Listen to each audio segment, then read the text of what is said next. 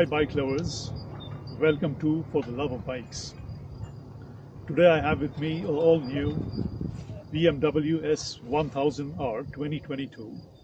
It's just 2 days old and I've managed to change to the SC project and the sound is pretty good actually. I'll give you a little sound test of how it sounds.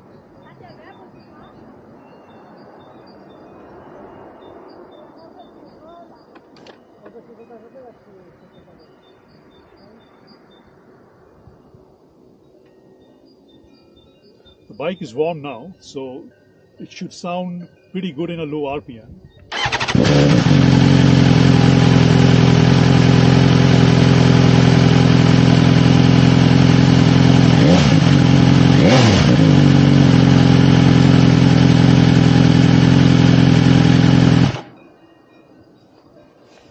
Later on, I'll be changing after the first service to the K&N filter. And I think the sound will be more deeper. And I'll be even upgrading to the Brent tune, Open Flappers tune. And I'll be posting a video of both of them separately. I hope you enjoyed the video. And I'll be upgrading many parts on the bike. So please like and subscribe, your fellow biker.